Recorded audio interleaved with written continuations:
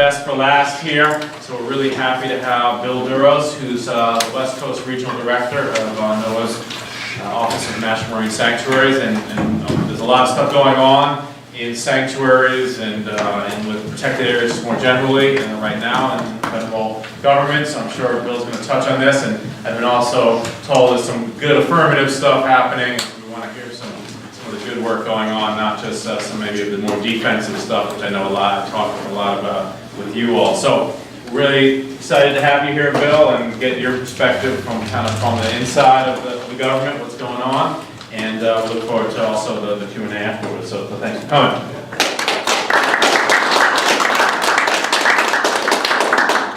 Thanks, Jason, and thanks everybody for the chance to come and share some thoughts and ideas with you all.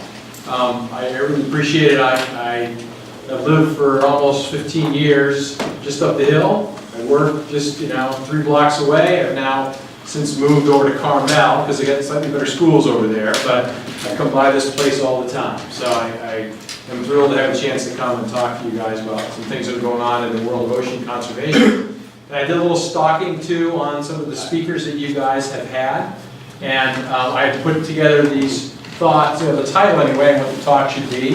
And so as I looked at some of those folks, I thought, I'm going to make a change to this. I'm going to talk about real world ocean conservation activities, not just the theoretical. And since it's almost 2018, I agreed to this in 2017, but I'm going to talk about some things looking forward as well. So, as Jason mentioned, I'm the Regional Director on the West Coast for the Office of National Marine Sanctuaries, and there's a map that shows what those are, and I'll talk more about those in a minute. And since I often find, even here in a very informed community like Monterey, a lot of folks don't really know a lot about marine sanctuaries, I'll spend a few minutes on what are national marine sanctuaries, just to make sure you're oriented on that. And it sets the context for some of these conservation activities that we've got going on in and around this region. I'm going to talk about priorities and successes, because there have been some. I'm going to talk about challenges, because there are lots of those. And I'm going to talk about some reasons for hope.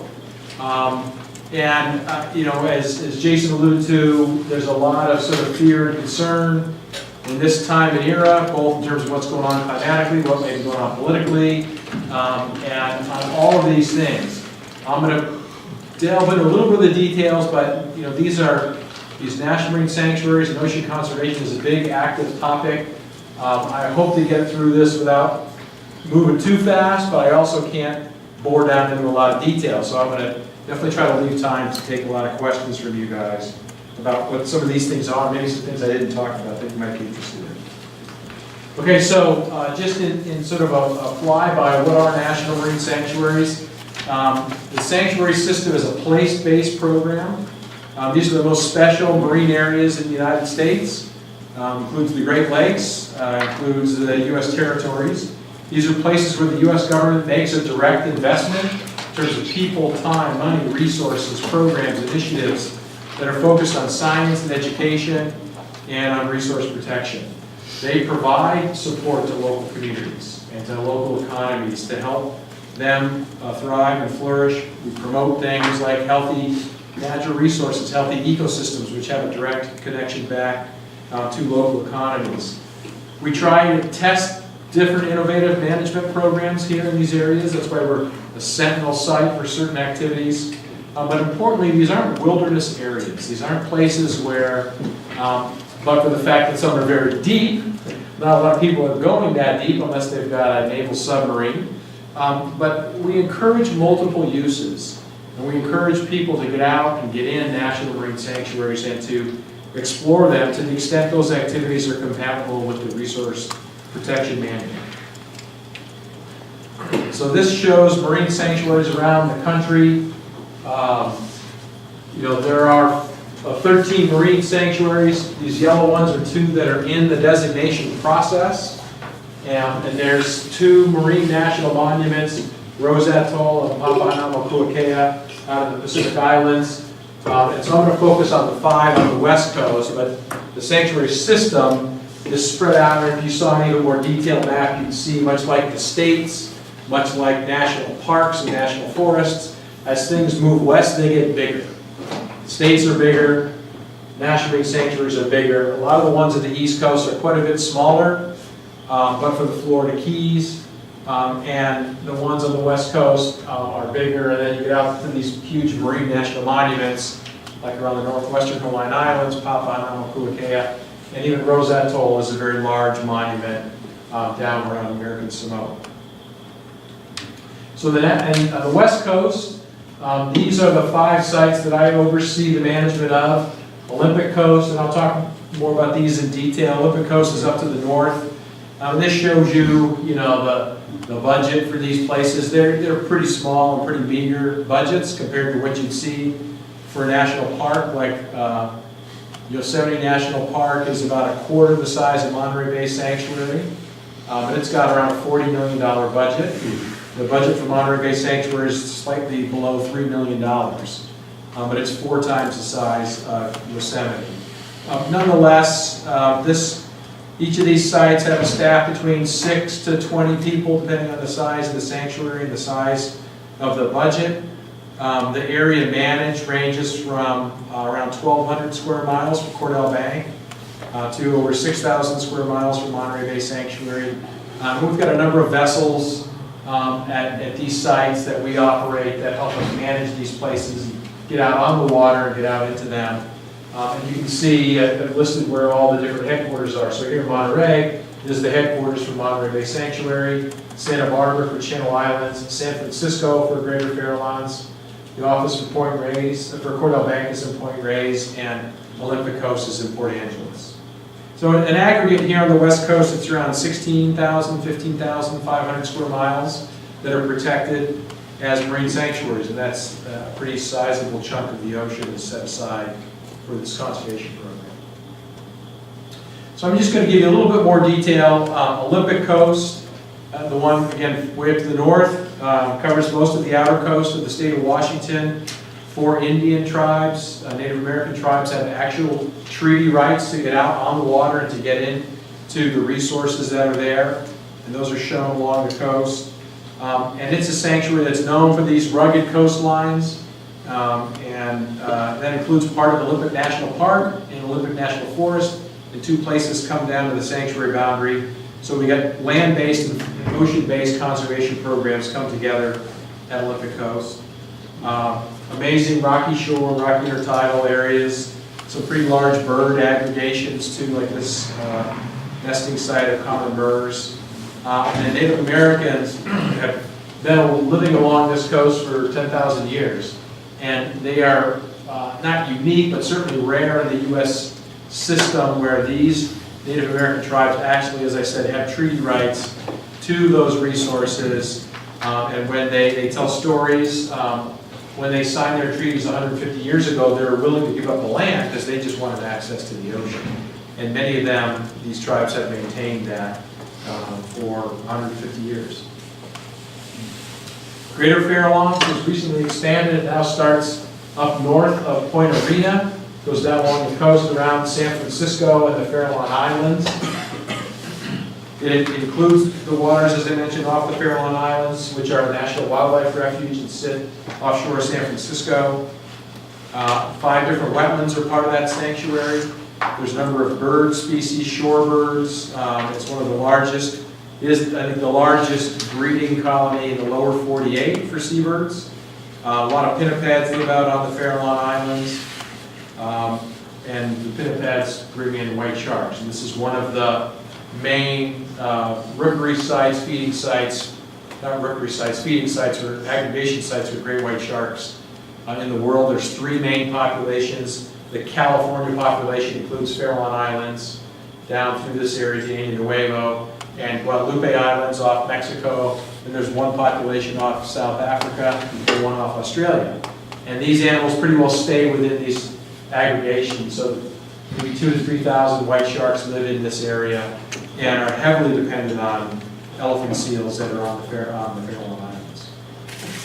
Cordell Bank, if you see there's a little cutout here, Cordell Bank sits offshore of the Farallones. And it's a sanctuary that protects a big rocky dome that was once connected to Point Sur. as well as farther connected back to the southern Sierras. As the San Andreas Fault has moved, that large piece of rock has moved with it. Does anybody know what that's called? This is Scrabble word for $10,000 if you know what the name is for a geologic formation that moves with a fault plate as the fault plate moves. Is it the Selene and Block? No. It's not local, there's one name for it. It's called an allochthon. Allochthon. So if you learned anything tonight, allochthon is Cordell Bank. It's also Point Sur, right where the lighthouse sits. And those are all the same rock that's connected back to the southern Sierras. But that rock formation is full of corals, full of anemones, full of remarkable species. It comes to about 120 feet of water here at the top, and it also drops off several thousand feet into Cordell Bank. It's a remarkable place to attract things like albatross that fly over from the Hawaiian Islands, and also blue whales and fin whales and humpback whales, and things like salmon sharks that come down from Alaska. Monterey Bay, the sanctuary here, extends from north of San Francisco, the Marin Coast, all the way down through Big Sur to Cambria, and that includes Davidson Seamount. It was designated 25 years ago, so they just had their anniversary a couple months ago. Really scenic coastlines, all sorts of animals that come in, including jellies, aggregate here, sea lions, various different species of dolphins as well, 36 species of marine mammals in this sanctuary. The sea turtles come in, they feed on the jellies. You also get these crazy creatures like this flytrap anemone on the top of things like Davidson Seamount. And it's also a very popular place for recreational like surfing and many other different recreational activities. And then the Channel Islands is the sanctuary to the south that surrounds the 5 northern Channel Islands off Santa Barbara. That includes Santa Barbara Island, not visited too often from folks. Again, beautiful islands, scenic, rugged coastline around those islands, most of which are national park, not all of it. The Nature Conservancy owns a good chunk of Santa Cruz Island. But like here, enormous kelp forests in and around the Channel Islands. This is California's, the California marine fish, right? The Garibaldi are common in that area. White abalone, of endangered, highly endangered species is found there, as well as here on the west end of San Miguel Island, so all the way out to the far west. They too have large aggregations of seals and sea lions, though interestingly, very few, not no, but very few white sharks. And it's thought that the white sharks favor these rocky islands because it's easier to hunt than a place like San Miguel where it's soft sand that goes out half a mile or more offshore. It's much harder for the white sharks to hunt. Again, they're found there, but they're not nearly in the same abundance as are found here. And there's also an active Native American community, the Chumash, and we help participate with them in annual tomahawk crossings where they've rebuilt some of their canoes and they sail back across the islands on an annual basis as part of a spiritual ceremony. So these are these 5 sanctuaries that are here on the West Coast.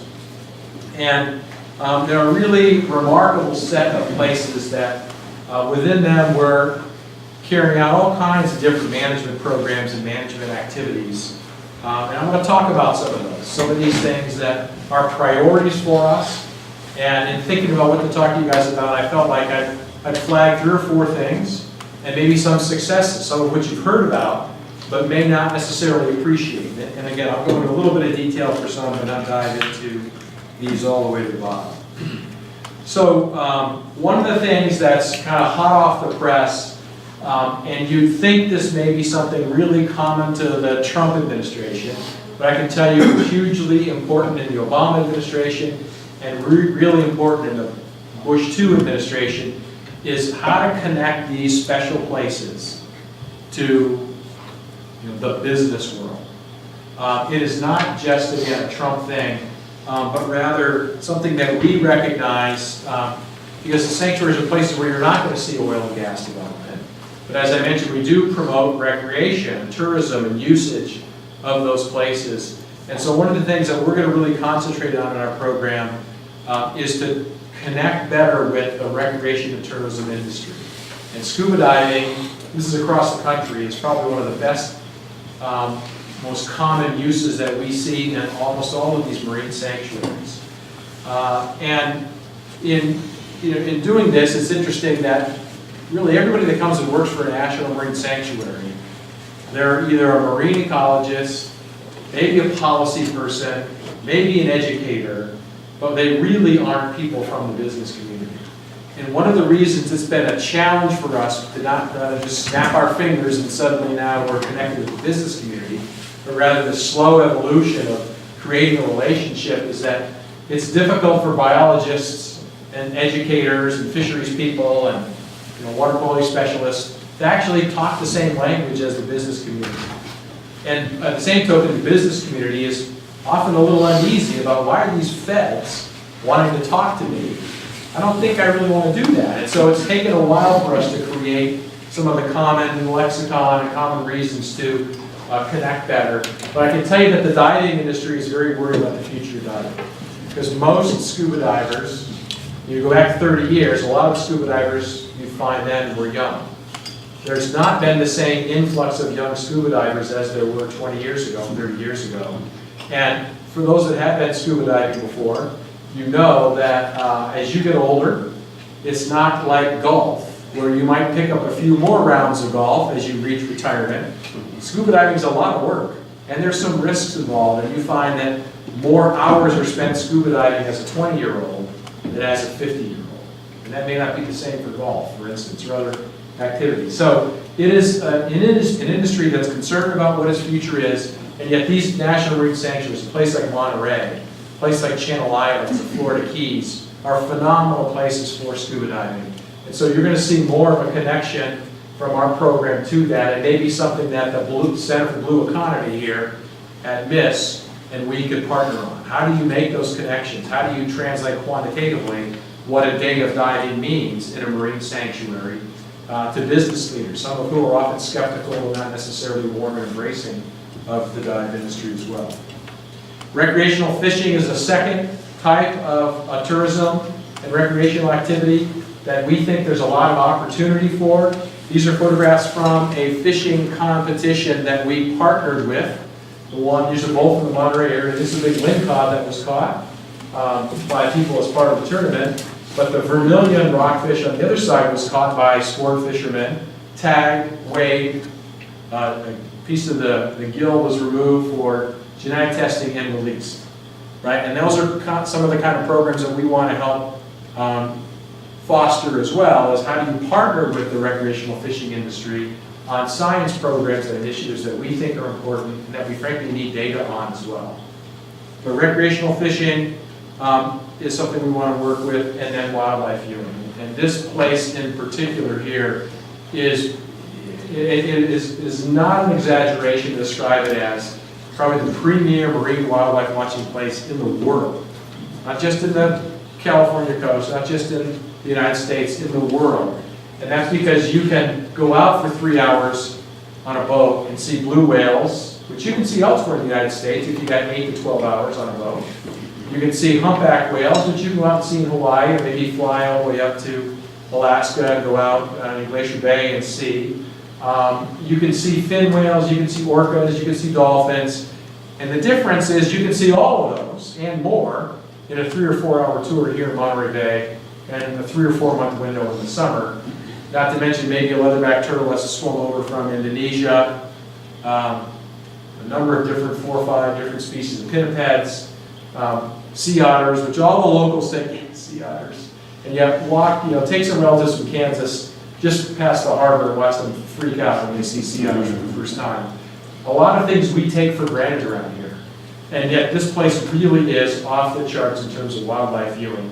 But other marine sanctuaries as well have that to offer.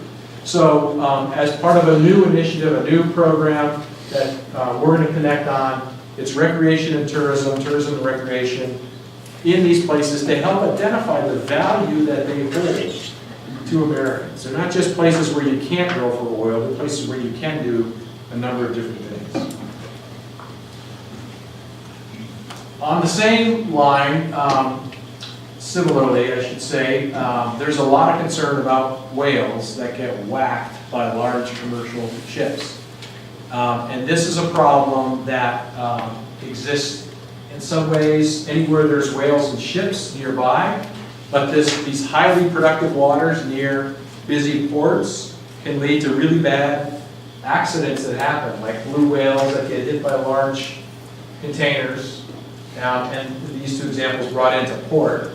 But these are the rare cases where the carcass is brought in, the ship has hit the whale, and many times they end up washing up on a beach, or now we know from some data that's been collected from some scientists working here on the California coast, blue whales in particular, who are really good at diving deep, happen to be negatively buoyant. And oftentimes when they die, they sink. Right? So it's thought that there's an underestimate of the number of animals that are found washed up on the beaches, depending on the species, because some of those animals were hit and sunk before they died and washed up on shore. Right? But so a lot of this work was motivated about 10 years ago when we had about 8 years ago, 7 blue whales were killed in the Channel Islands and washed up on shore. There was 6 blue whales and 1 humpback whale, all that had been struck by ships. Then 2 years later, 5 were killed up off the San Francisco area, including 1 female that washed ashore, aborted a fetus on a state beach at a state park. It was really, there's a lot of negative press. The shipping industry really feels bad about it, but it's very difficult for these guys. They can't just hit the brakes if there's a whale in front of them. And blue whales really don't worry about anything else in the water. You know, once their calves get, a couple months old, they're bigger than any predator that's around. So when there's a lot of food and they're going up and down after krill predominantly, and the krill ball happens to be next to a shipping lane off San Francisco, off Long Beach in the Santa Barbara Channel, it's a bad recipe. Someone once described it as like, throwing a bag of M&Ms out in front of a nursery school adjacent to a busy freeway. You're going to have problems. And so there was a petition that was the precursor of litigation to NOAA, and threats that they would be suing us, as well as demands for regulation. And that's a really tricky thing to be regulating the speeds, which is the main mitigation, as well as location of vessels. And so we took it very seriously. We embarked on an aggressive program to find solutions that didn't require regulation. Because we know the industry is going to push back on that. The international community, including the State Department, the military is going to push back on that. So we've been trying to do our best with the shipping industry to find solutions that didn't require regulation. And so on the right here is a whole list of things that we've done, mainly around San Francisco and down in Santa Barbara, to reduce the risk of, as well as the actual collisions between vessels and whales. And one of the bigger ones was to move the shipping lanes. The green are new shipping lanes that came in. The purple were what were already there. And based on data that we had collected, we went to the Coast Guard. And the Coast Guard frankly said, look, we're evaluating the ingress routes and egress routes to the harbors. But they're for vessel safety, they're not for wildlife. They're not for environmental safety. And so through a series of discussions with them, pointing out that there actually is a navigational hazard. If they hit a blue whale, the blue whale floats, other boats hit it, boats sink, you gotta go out and do search and rescue. Let's avoid those collisions. And can't you find, you just look a little bit differently about what we're asking for, and we can have a win here. You can still have safe routes into and out of these harbors, and we can reduce the threat of collisions with whales based on where whales are normally found. And so they adopted those. They went to London to the International Maritime Organization, and that was approved. So that's helped. We developed an app, and you can download, called Whale Alert 2.0. If you're on the coast, if you're out on a boat, we ask that you do it. Every time you see a whale, if you can identify the species or not, record it. And this app will work even when you're beyond cell coverage. It'll save your location. When you get back to shore, it'll identify where you are. And we ask the whale watch boats to use it, etc., so that we can get more spotter data on where the whales are. We've established some voluntary and dynamic slow-go zones where we, during certain seasons, will recommend to the shipping industry through various outreach programs that they go slow. They don't always do it. They usually don't do it. But we follow that up with letters to them because we can see their locations. There's a radar system. They all have a pinger. And we can see the name of the ship, who's the owner, how fast is it going, where's it coming from, where's it going. And we can follow up with letters, reminding them. If we can't make them, but we can ask them to go slower. And we found that that's successful. We've done various outreach programs for the shipping industry, posters on board the ships, etc. And one of the things that I did not think was going to work, right, is this last bullet down here. And it sounds crazy, right? But one of the reasons we heard from the shipping industry why they can't go slower, they can't reduce their speed from 22 knots to 10 knots in this 4 or 5 miles, because they go in here and they stop here, right? They stop in the center. They put a pilot on and he drives them in. So we're worried here.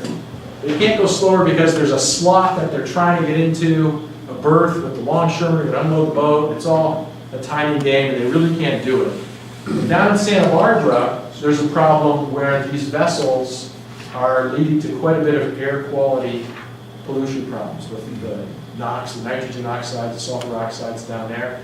And they have mitigation money from the oil industry that operates platforms down there. And so we partnered with the Ventura and the Santa Barbara County APCD to just test. What if we offered a little bit of money? And I'm talking about a little bit of money, like $2,200. And these guys said, yeah, we'll do that. We'll take you up on that. $2,200, and we got to go slower. Instead of 22 knots, we'll go 10 knots. Yeah, we'll try it. And so 20 or 30 ships the first year, 40, 50 ships transits. The second year, we've now got grant funding, we've got additional money. It was all a one-time thing. And it's now in its third year, we're going to be able to pay for about 100 transits. And what we found is, even if we're not paying to go slow, the same captain coming in 3 months later will go slow. Because he knows actually he can go slow. It's not going to lead to chaos in the port. They're going to be able to get in on time. And a slower boat at least gives the whale a better chance to get out of the boat. Right? And so we don't know how long we're going to be able to afford that. It's not much money. You know, it's $40,000, $50,000, a year. Maybe it's going to be $100,000.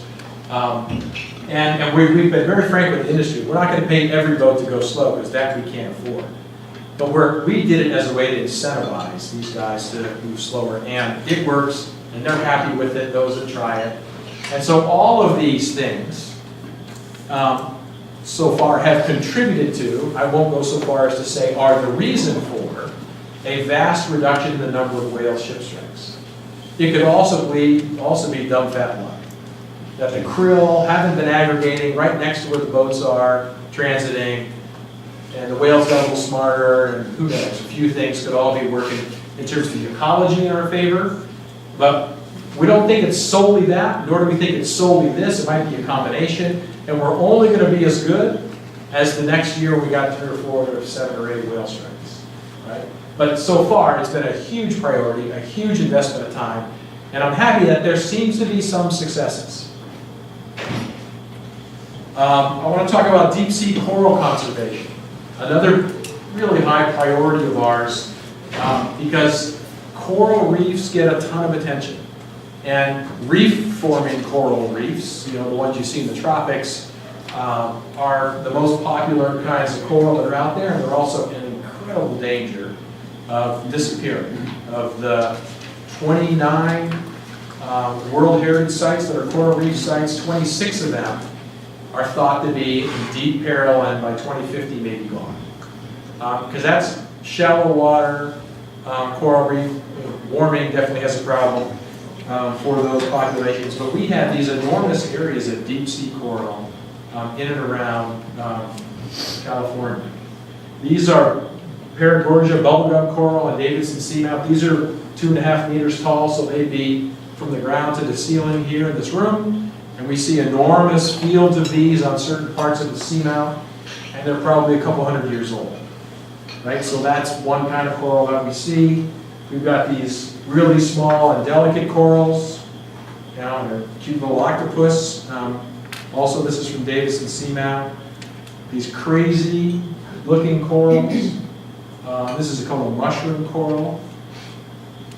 And these really, delicate, beautiful coral systems. And so we find these in certain areas around the West Coast. And part of my job as regional director is to work with the site managers and find out what their priorities are and to look at opportunities where we could actually be working more closely together, because each of these sites are little fiefdoms. And deep sea coral work is something that we're clearly all doing something on. But a couple years ago, everyone was just doing their own thing. So we're trying to really consolidate what we're doing and see if we can't magnify the benefit of that work. And so one thing that we put together with some partners at another part of NOAA is a habitat suitability model where you would expect to find coral. So this is Olympic Coast Sanctuary up there. You can see that some of the coral stretches into a canyon, a couple different canyons there. Greater Farallones, Monterey Bay, right throughout the park. Here's Davidson Seamount. Sur Ridge is here, and then Channel Islands that sort of rings the islands. But when you step back and look at it, it may be hard to see for some of you farther back. Most of the red on the west coast is inside a marine sanctuary. So it's not like we drew the boundaries knowing where deep sea coral was, but for various reasons we kind of got it right. And it's an activity that we should be pretty focused on here in our program. Once this model came together, it gave us an idea of where we ought to be working within a sanctuary, but also for me, thinking about things from a broader West Coast standpoint, the bulk of the areas where you find corals or right next to sanctuaries are either in sanctuaries or right next to sanctuaries. So that's one thing that we've put together, but we've also done a whole lot of other things. Map the habitat. You would think that you'd have, when a marine sanctuary was designated, we got a map. This is here, this is there, this is everywhere.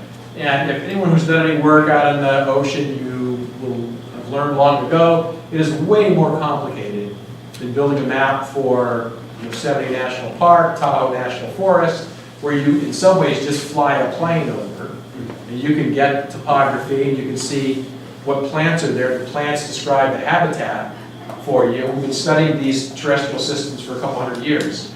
The ocean, we are still just learning how to map it efficiently. Once you have an idea of what the seafloor looks like, what does that mean in terms of the marine life that's there? But so doing mapping, characterizing it, assessing the abundance of what's there. We've got a whole curriculum on deep sea coral and why that matters, that schools and teachers that do advanced marine ecology can use that in their classes. Monterey Bay is working on restoring deep sea coral communities, and Barren is one of the leaders in that. We're working with them on Sur Ridge to try to outplant coral to see if we can't restore these areas, because some of those habitat areas that are thought to be good for coral were trawled, and those 200-year-old coral are gone for 200 years.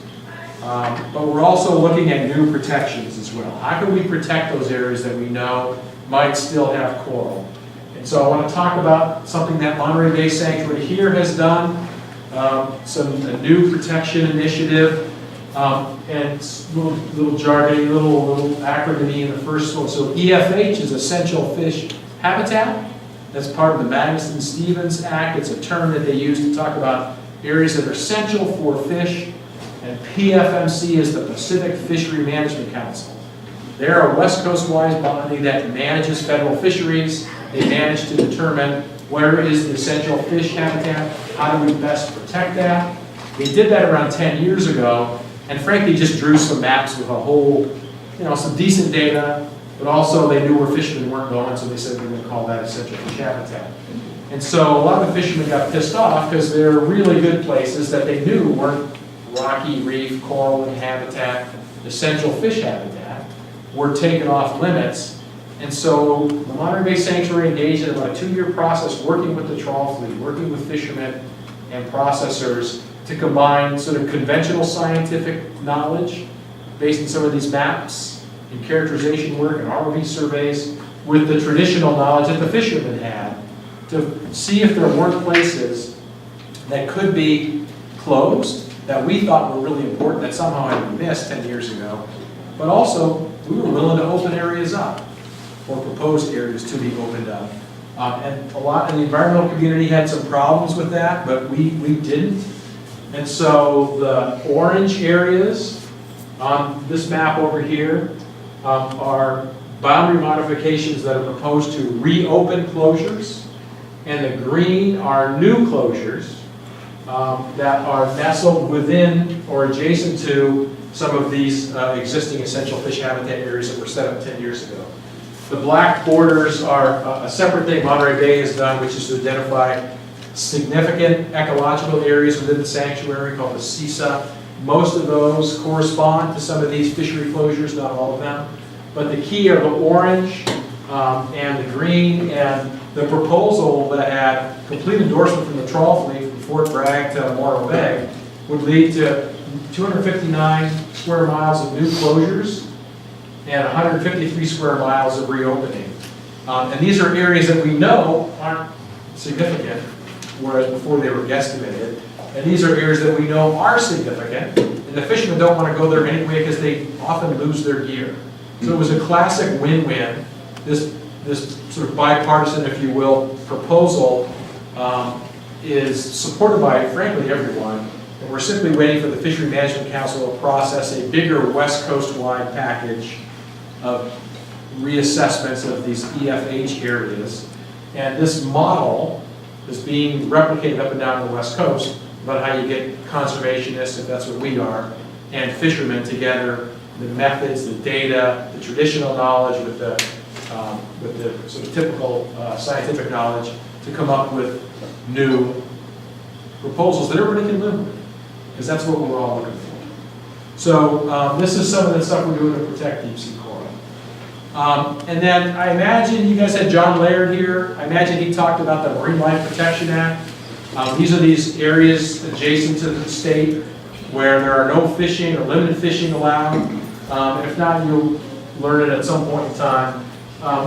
And I think it's a really, really amazing network, right? These are closures that the state enacted. They took a lot of blood, sweat, and tears, a lot of, in some ways, attempts at this sort of bipartisan approach, but it wasn't often found to be in support, that all parties were in support of it in the end. But so this map, just the Monterey Bay and Farallones, shows a lot of those different closures, and they get all the attention in my mind, and yet it really doesn't tell the story of what marine zoning actually exists here in these sanctuaries on the West Coast.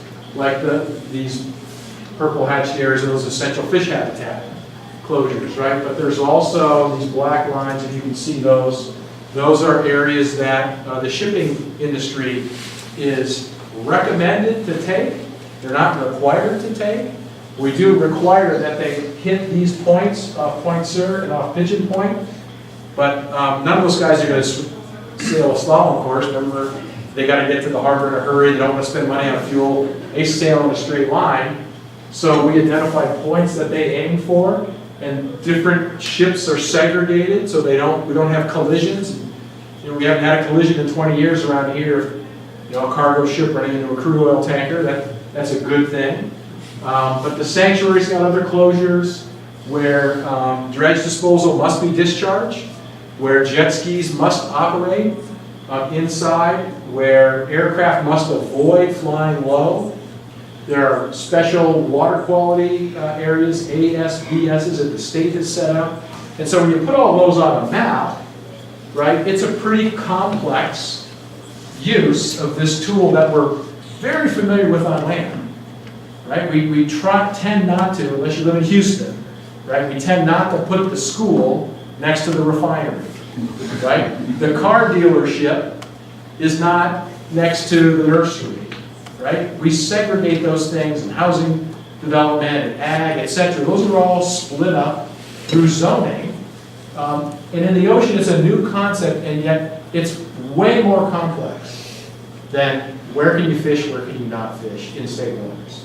And I want to use this simply as an example of a success that many different agencies, not necessarily working together, but have used as a tool. And this map puts most of them, not even all of them, up on one map as sort of a showpiece for what is the zoning that's taken place inside these larger federal marine protected areas. And it's a success. Okay, the last thing I want to talk about successes is Maritime Heritage. And this, in the National Marine Sanctuary Program, is really important to us. It's almost never discussed because everyone thinks about whales, scuba diving, right? Recreational fishing, things I talked about first.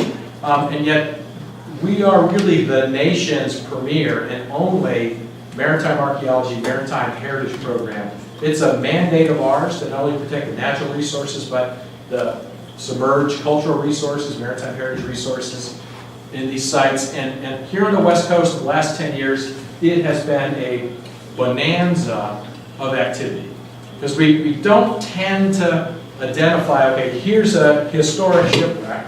You can go there and find an old anchor and take it home. That's actually illegal. So you don't often see us putting on a map exactly where some of these places are. But a lot of the shallow stuff has either been picked over, been buried, been discovered, and a lot of our work has been in deeper water. So we're sharing more and more of those stories because really no one's going to go down there in 200-300 feet of water, usually, and look to steal some things. Although I will note, anyone else notice, Monterey's got a hell of a lot of old anchors all over this town.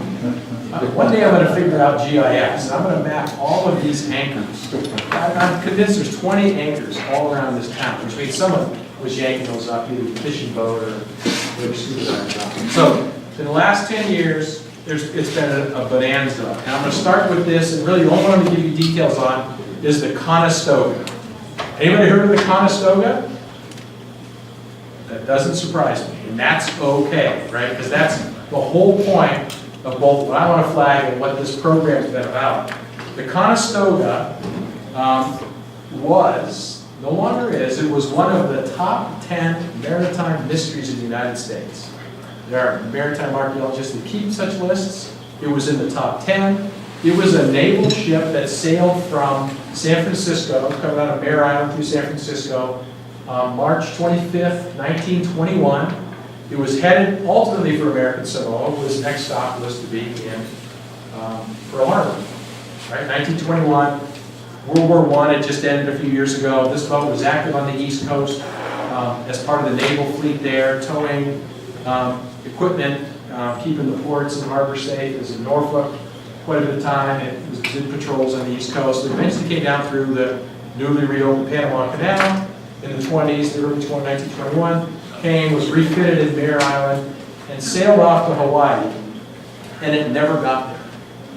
And you think 1920, we had a whole hell of a lot less technology than we do today, right? And so the boat leaves, and it takes about a week or so, 10 days to get to Hawaii. It's not a fast boat, and it doesn't show up.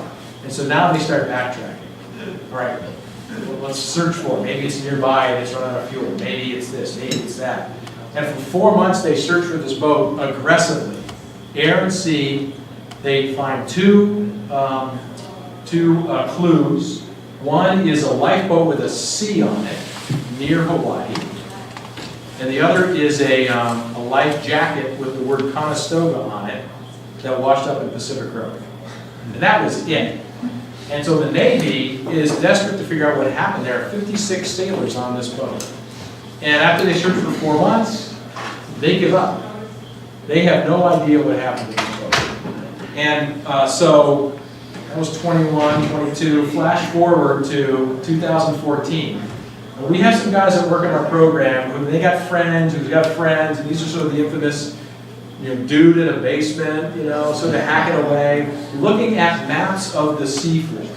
That's something I've done a whole lot of, right? These guys have a number of what they call anomalies in various parts of the country on the seafloor. And while we're out in 2014 on a mission looking at two, likely we think this is this shipwreck and that shipwreck that we discovered with these anomalies, we get weathered out of one area, we move to another part by the Farallon Islands, and some of the guys on our boat know, hey, look, we got this other anomaly, let's go look at it. So they drop a sub down, an unmanned remote operated vehicle, and they tool around this anomaly 3 miles off the Farallon Islands, 170 feet long, and they have no idea what it is, right? But this is what the stern of it looks like. I don't know if you guys can see, or this is, you know, anybody that's been on these cruises, I am in awe of what these guys can determine. These are all white Latrydia, little anemones, big anemones. On the back of this boat, sitting in 400 feet of water, 500 feet of water. And through you know, about a day and a half of looking at this part, that part, the other part of the boat, these guys are like CSI wizards. They realize this feels like a tugboat.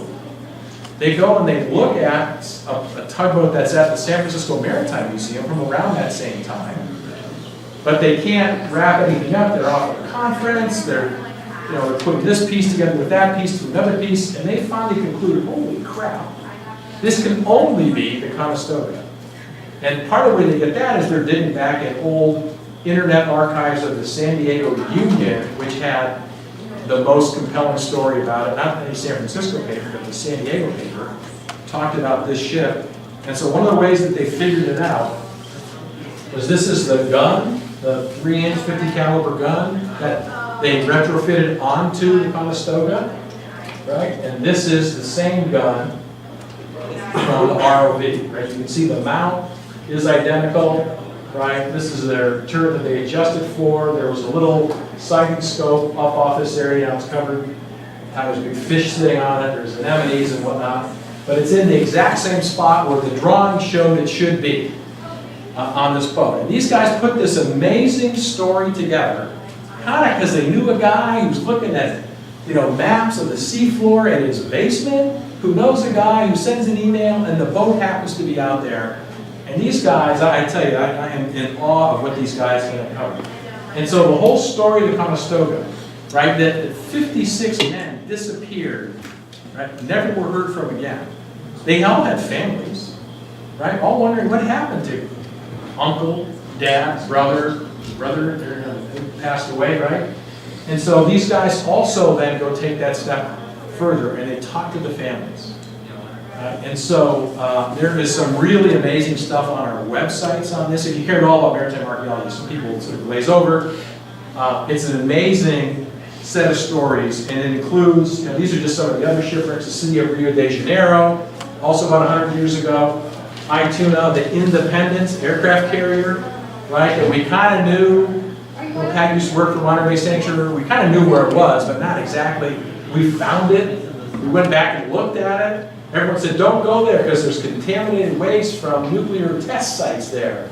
So we brought Geiger counters and went down and sampled the water beforehand. And we got Lawrence Livermore Lab involved to help give us advice. The Macon, right, is a dirigible airship, right? The first aircraft carriers were actually in the air, not the water. And if you guys have driven by the NASA facility in Palo Alto, yeah, that was built for the Macon. The Macon went down off Point Sur. These little airplanes that drop an airplane, they fly around, and then they come back up. They have a hook, they call it trapeze pilots, because they fly back up and hook on and they climb up these ladders. The Montebello is a crude oil carrier that was sunk during World War II off Cambria. Right when the only time the Japanese directly attacked the U.S. mainland, on the same sub that attacked the U.S. mainland off Santa Barbara and San Luis Obispo also sunk. And the McCulloch was also a mystery. The Coast Guard's biggest disaster, loss of life, was the McCulloch. We just found that 6 months ago, year ago, excuse me. No, I'm sorry, it was just in June. We found it and announced it the 100-year anniversary of the McCulloch. Found it off Point Conception. And so, again, these are these sort of CSI sleuthy guys, but I'm super proud of what they do. And it's part of what we do in conservation. And if you got a chance, not now, but go home, Google up 3 miles from safety. That's the movie we put together about the Conestoga. If you're at all interested in this sort of stuff, it was very modern, just like a year ago. 3 miles from safety. It's a really, really cool video. You can get it online. All right, so those are successes. I'm going to talk quickly about some challenges. Some of these are probably very predictable, right? Climate change. Climate change could be a 3-week discussion. I'm going to give you 3 minutes worth because it is a big, complicated, complex issue. in terms of what does it mean out in the ocean. Greater Farallones Marine Sanctuary has been a leader in dealing with sort of general climate change and ocean change. They've worked on plans about how do you green up your operations, reduce your carbon footprint, what are some climate indicators, how do you adapt to climate change, in and around the Bay Area, offshore, and there's a whole communication plan. So if you're interested in it, Farallones is sort of a sentinel site for how do you deal with climate change and its effect on marine ecosystems. Similarly, Olympic Coast Marine Sanctuary is working on ocean acidification and being a sentinel site for that. And frankly, these are issues that we can't change on our own, right? We can simply educate and inform about what's coming, what to anticipate, what are the species to look for, right? What happens to those organisms? Because some of it may not change that badly, right? Some animals might just move north, right? Well, we're not sure. Maybe the intertidal, you guys have heard the story of the pika, right? The small rodent that lives up in the Sierras. As it gets warmer, it loses habitat and just poof, disappears because it has to be above the tree line and cold temperatures, etc. The rocky shore could be the same, right? As the sea level rises, there's development. Someone's, back deck is going to become part of the rocky intertidal. They may lose their back deck, but there may not be habitat there for limpets and other organisms that live in the rocky shore. But a lot of these things may just move north, right? And so a sanctuary that doesn't have an X now will have an X in the future. But it's way more complex than that, and ocean acidification kind of changes the deck for everything. When the ocean gets too acidic, almost everything's going to disappear. And this is probably the one we should all be really, if you're going to stay up at night worried about the effects of climate change, it's going to be ocean acidification that's probably going to get solved. But so Olympic Coast is doing a lot of work on that to try to be a focus. Kelp, everybody around here knows kelp, right? You've seen kelp out in the kelp forests. This is a kelp plant, really one of my favorite pictures, right? Our dive team put it together. It's 8 different photographs. You don't often see a kelp plant like that because you can't get clear enough water around here to take a picture like that. And they didn't either. They had to take 8 different pictures. It's about 30, 35 feet tall, right? That's a kelp plant. Big, huge forests, lots of fish, right? They're hugely important in that regard. They provide various ecosystem services. When it's really thick, you can find things like a heron walking on the kelp, fishing, right? He's got a little perch in his mouth, right? So these kelp beds are really, really important. Except if you go out there now, and almost like anywhere out there now, there is no kelp. Kelp is almost disappeared. Not truly. You go farther north of San Francisco, you can't find kelp. In this area, it's pretty bad. You get these things called urchin barren grounds, where the urchins eat all the kelp. And for the longest time, as these urchin barren grounds were, they've been around for a long time, but it was thought that they were a predator. They were due to predators being excluded from the system, predominantly sea otters. They'd happen out in Southern California, sometimes rarely way north of us, but they weren't very common. But now we got them all over the place here. We're full of sea otters, right? And sea otters are not stupid. They are not going to eat a little tiny urchin, because these urchins, once they've eaten all the kelp, basically starve to death. But they're zombies. They can live forever. And they will digest every part of their organs internally and still be a shell that crawls around looking for something else to eat, right? And so the otters aren't going to eat them because there's no food. They're going to go after a crab. They're going to find a little abalone. They'll find something else before they eat this. We think, we're not sure, but we think the big problem was the disappearance of all these large stars, sea stars, Solaster, Pycnopodia, Pisaster. Those are sort of the unsung heroes of the predator regime. Marine ecologists know their importance, but they don't get the same attention that sea otters do. And they all died from probably a natural disease 5-6 years ago. I mean like they all died. They're slowly coming back, but that death, a lot of warm water that's conducive to urchins recruiting without predators, they became super abundant, they ate all the kelp, and now it's perhaps a cycle where they've all got to die off. But that's a genuine ecological challenge that may not be climate change driven. It's probably got a component to it, but it's incredibly complicated to understand how all these different pieces of the system fit together. But a lot of people, not really the sanctuary, we're doing a little bit to help, but a lot of the science community around this area is working hard on this problem. Another challenge is the almost never-ending threat to develop energy resources and other, commercial activities offshore. The one that's gotten maybe a little bit of attention around here, some of you guys may have written a letter in support or opposition, I don't know, to this executive order that President Trump signed in April of this year. He signed two, one about all the monuments that were set up, land and sea.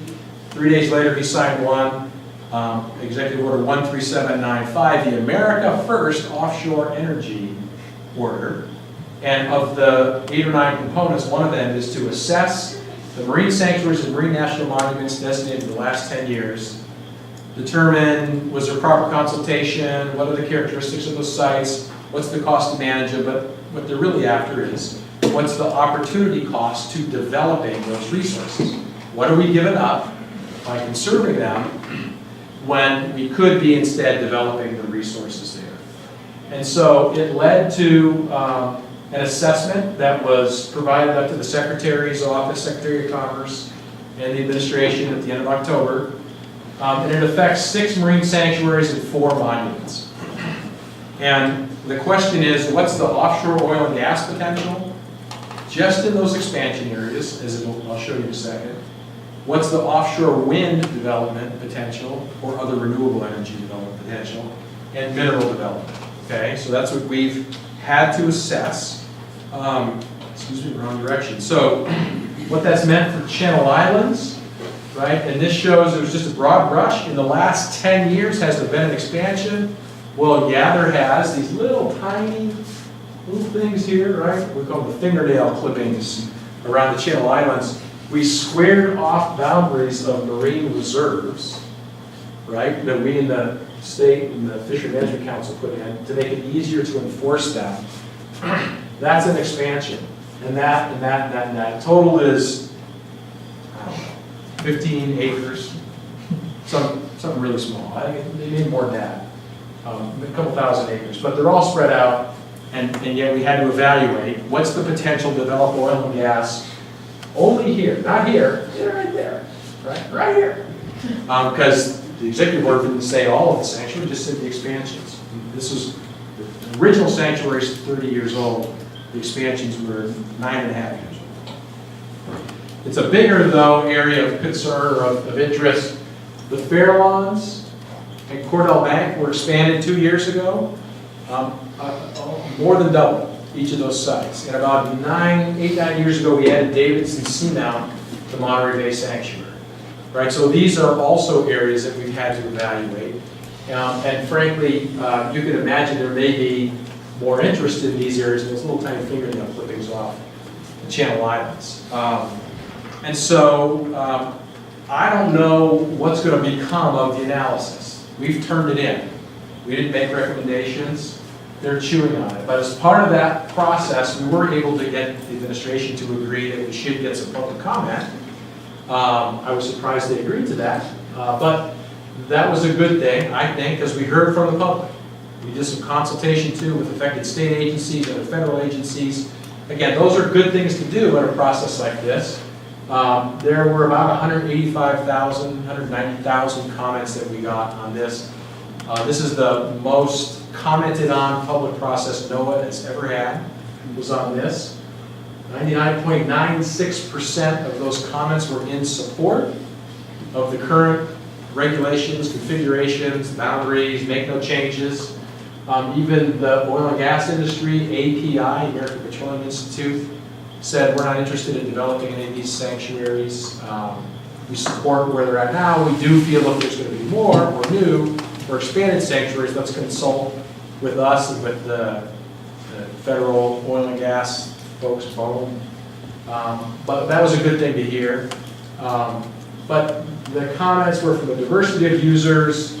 I think every state, but maybe one. I think North Dakota, we did one from North Dakota commenting on it. 17 different countries besides the U.S. Sending comments. So it was a really validating thing for what it is that we do, but it's still out there. We don't know what's going to come back in terms of any direction that we'll get about developing. A lot of the attention goes towards oil and gas. But wind is probably something we should all think about. And I say that because we, in our program, as I mentioned, there's no oil and gas development in sanctuaries, but we spend a lot of time worrying about, educating about climate change, and that the solutions to that, the mitigations to carbon-based energy sources, include things like renewables, like wind, right? And so a lot of folks think, I don't care, I don't want to even see a wind farm in a marine sanctuary. And yet we're sort of wrestling with what does that mean for us? We don't want oil and gas. We don't want the impacts of climate change. Maybe we got to think, all of us, about doing some things differently about where we pull the energy from. And so wind, keep in mind Governor Brown has said 50% renewables by 2035. They may go to 100% for the state by 2050. Where that energy is going to come from is a big problem. And I can tell you from what I've learned, this is just in the last couple of years talking to the wind industry, everyone thinks go solar. That's the answer, right? Solar, of course, for 8, 9, 10 hours a day is useless. There is no solar at night. And the big problem is when everyone comes home at 5 o'clock after a day's worth of work until 9 or 10 o'clock, there's a huge spike in demand for energy. That's usually when the sun's gone down or soon going down. That's when shore-based wind, land-based wind dies down because it's almost like a solar energy source.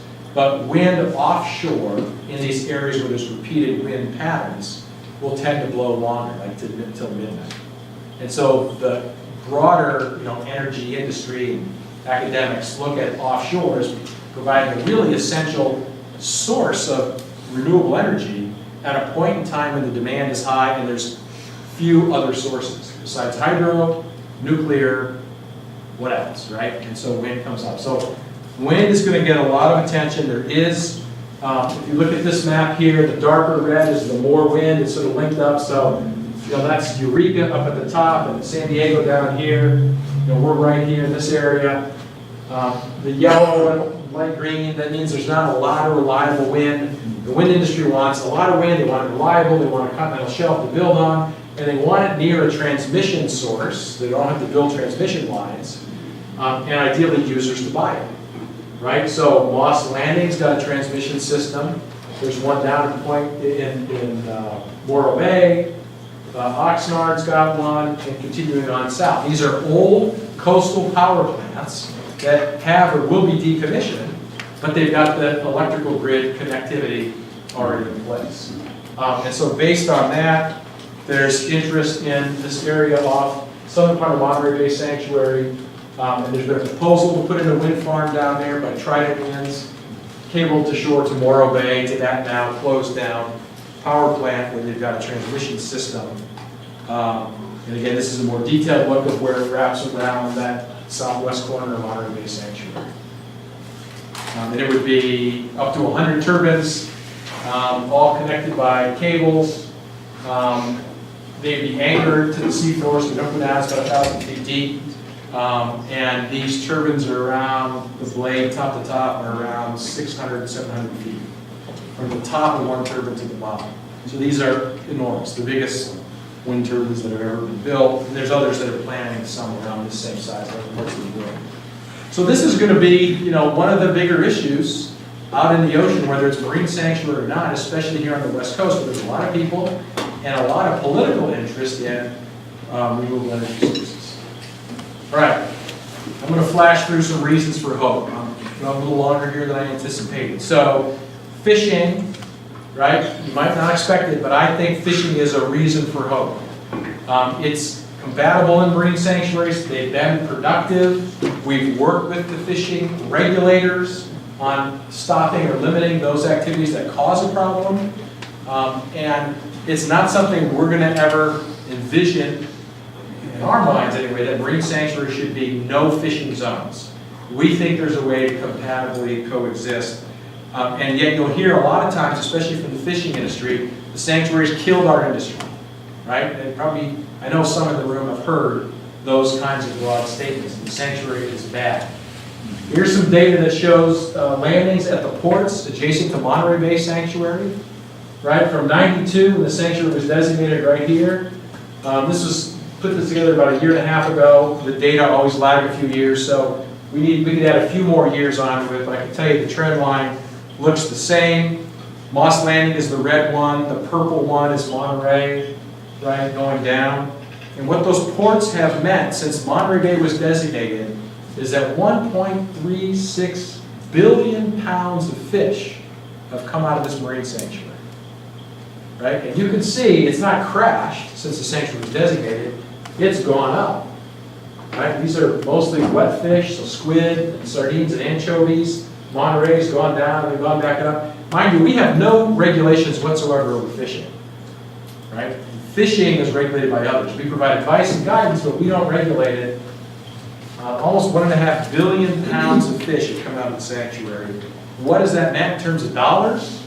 Right? This shows the landings by ports. The big spike up at the end, Princeton is Half Moon Bay, but again, all these fisheries are landing, are being caught predominantly in Monterey Bay Sanctuary, if not solely, and landed at these local ports. And since the time the sanctuary was designated, it's $500 million in the value of landings. This is just the landings value coming in. So to me, that's not an example of where the sanctuary's killed an industry. This is an industry that's thriving while also occurring inside of a federally recognized, internationally significant marine protected area. I think it's a reason for hope, right? Healthy fisheries show a healthy ecosystem, and that's what we're all about. There's an opportunity to nominate new areas to become marine sanctuaries that we set up as a program. There are 2 that are going through a designation process on the East Coast, but there's an inventory of other sites. This is the first time we've really had a community-based process where communities come together, submit proposals. You can imagine that leads to all kinds of bickering within the community.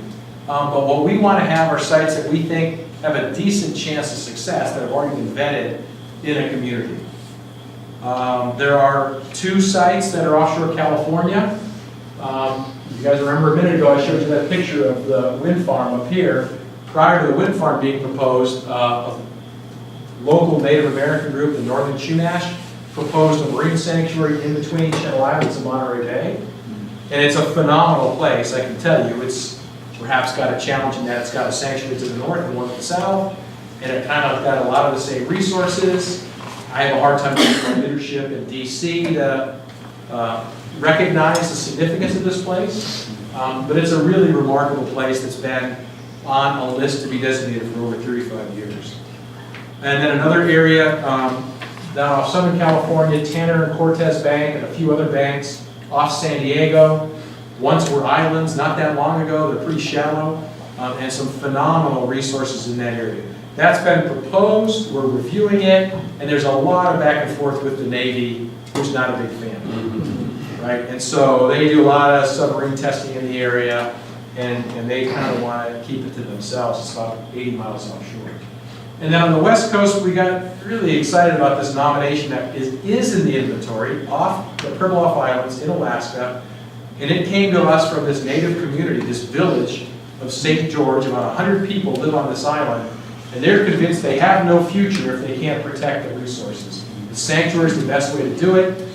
Amazing seabird, 1 to 2 million nesting seabirds on an island, not much bigger than the Monterey Peninsula. Most of the northern fur seals come off of these 2 islands, St. Paul and St. George. This is how the U.S. paid for Alaska. Right, the fur seal islands. When we bought it from the Russians, we got these islands, and supposedly they knew that back in DC when they bought it. And they said, "Wait, we get the islands too? Done," because this is how they paid for it by the U.S. government. In essence, hired. Though I think the natives would say we weren't really hired, but they hired these native Aleut to hunt and kill fur seals, package up the seal pelts, and sell them. But there's some amazing human and cultural resource stories on this island as well. So those are opportunities for new sanctuaries that are out there working through the system. I'm going to close by this one last really cool piece of hope that I've got for this area. Leatherback sea turtles. They're just going to be symbolic here, right? They come here to feed on these jellies. Predominantly this Chrysora species, but other species here. And they gorge on those, and they swim all the way back across the Pacific Ocean. And so if you tag them, you can see where they go, right? So here's Central California, They're tagged and they pretty well swim. Oh, this one was on an airplane. This is a tagging anomaly because it doesn't swim that straight of a line. But these data come from our colleagues at the tagging of Pacific Pelagics that tag a whole suite of animals. But you can see a major part of their life here from Indonesia is Central California. Right? That's what they depend on. Elephant seals, you can tag them, they do the same darn thing. They go up to the Barren Sea, they don't do exactly the same thing, but they go up north to feed, they come right back to Central California. Salmon sharks, they get tagged up in Alaska, they make a beeline for Central California. Cordell Bank is a hot spot for salmon sharks. They look exactly like a white shark, except they eat salmon. And white sharks eat predominantly pinnipeds, sometimes people.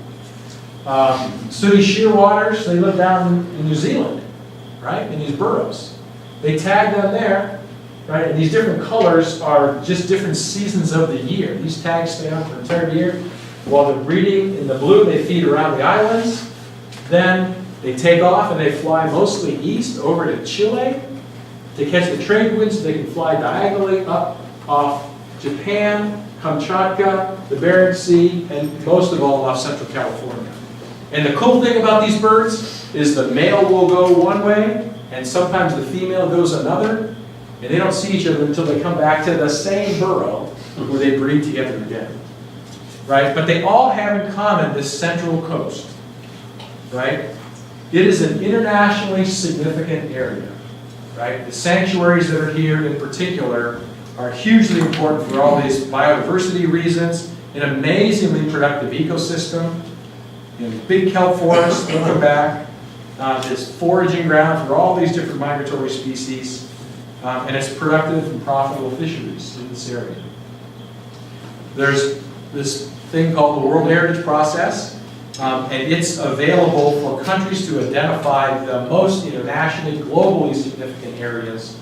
And there's a process that countries go through to nominate areas, and a mechanism is in place. And the U.S. was reopening its, right? If you look at the current World Heritage as of a year ago, there's about a little over 1,000 sites that are inscribed. 800 are cultural, right? But that means around 200 are natural sites. A few are both cultural and natural, but mostly are one or the other.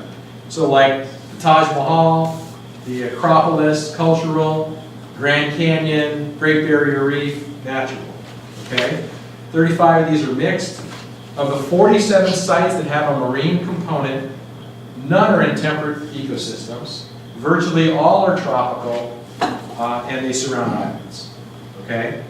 And so, I'm not the only one, but I've had this idea for some time now that we need to capitalize on this process that requires first the member states to put a site on its tentative list, this is the lingo of UNESCO, and then there's a stepwise process to get a site into the World Heritage list. The tentative list is what's open right now, and we have gotten these 3 marine sanctuaries in Central California on that list, right? And what they are, they're all dominated by the California current. And the California current and the wind and the upwelling are what make this the most amazing place from an ecological standpoint in terms of temperate water systems, maybe marine systems in the world.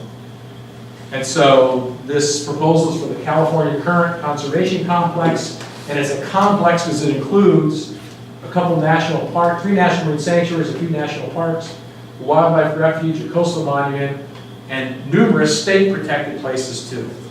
Right? And I have hope that one day we're going to get the global recognition for these 3 sanctuaries off Central California as a World Heritage Site to reflect on this significance.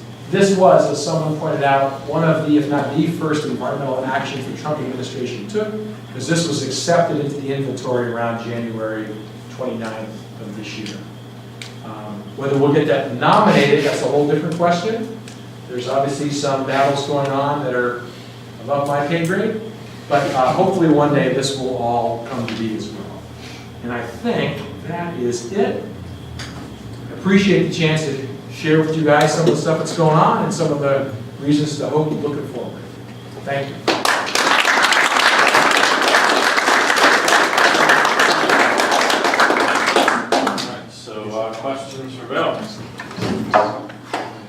Yeah. So I assume that the marine sanctuaries, they can be expanded. I would assume they can't be shrunk, which I don't see the purpose of them. But I know like within our marine sanctuary, we have a lot of NPAs, which do have a review process of like 5 years, I think, under the NLPA. So do these, I think you had an EFH, do they have a review process as well to Yeah. ensure that they're Yeah. doing something? Yeah, the proposal that I mentioned is under review right now is part of their natural process. Every 5 years, it's now going to be about 10 years, to review the EFH zones. And so we're submitting it into there saying, we got some more, and we can shrink a few too.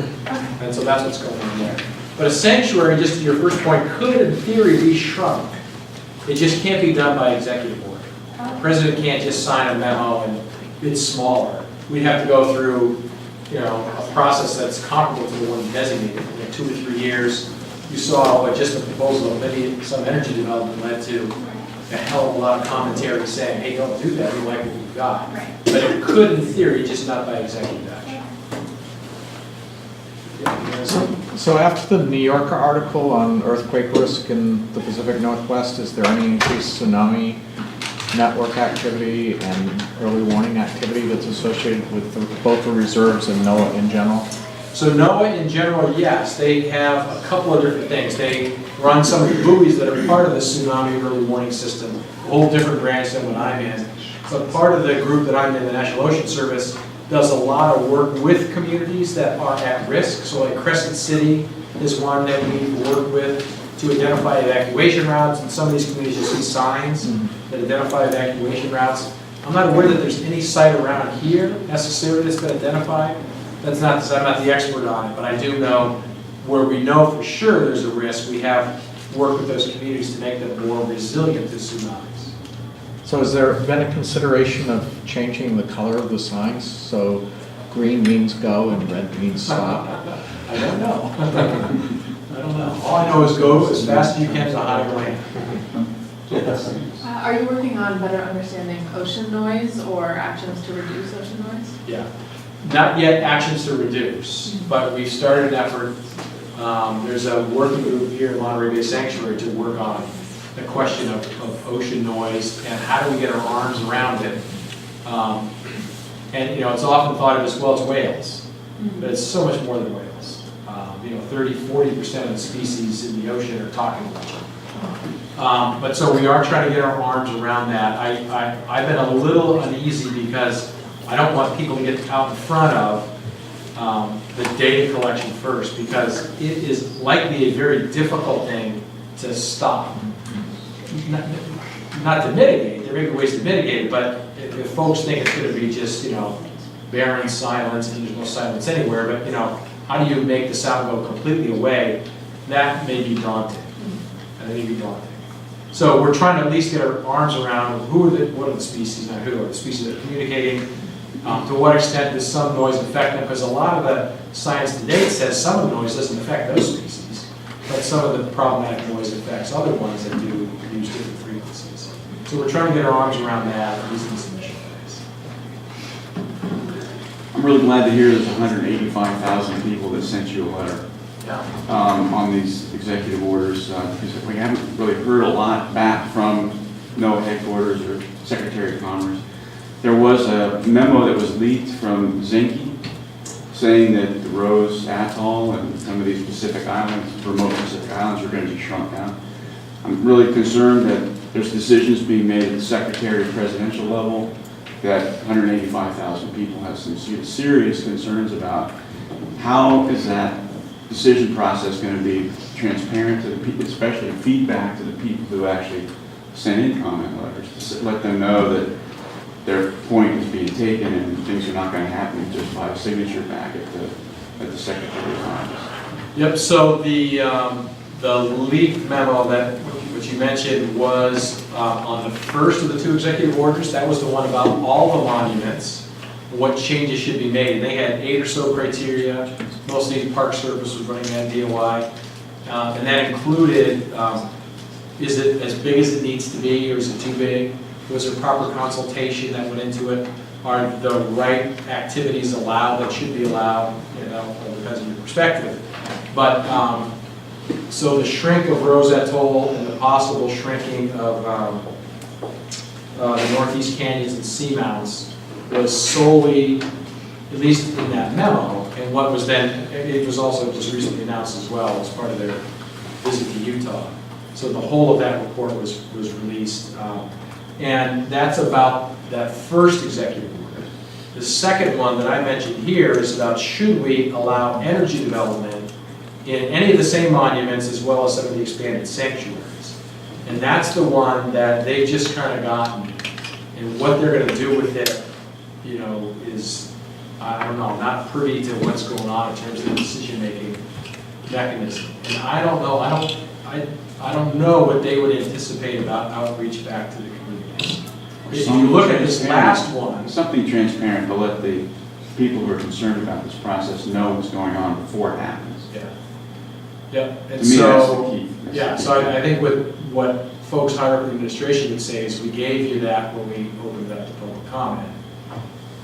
What we might then go do with that comment is, you know, a different story. We definitely summarized all that, we provided that information up the chain, and we'll see to what extent it has an influence on the outcome. Are those I reports mentioned that- available to the public? Yes, not that I'm aware of. No. Yeah. There are some that have asked for it, to be released. I don't know what they're going to do on it. Okay, thanks. Yes? I was wondering what the advantages of World Heritage Site designation beyond what you have. Yeah, so one of the main benefits that comes from World Heritage is the international recognition that comes with that. And to some people, that's actually a problem. There have been some concerns expressed, not just here but elsewhere, that that might mean more tourists. And more tourists might mean more wildlife harassment, more trampling in a tide pool. Others have countered that by saying, wait a minute, people that are coming here because there's, you know, abundant wildlife, for instance, or there's, you know, globally significant resources to see, are coming here with an ethos already that they want to see and protect those, not to abuse, tarnish, destroy, or damage.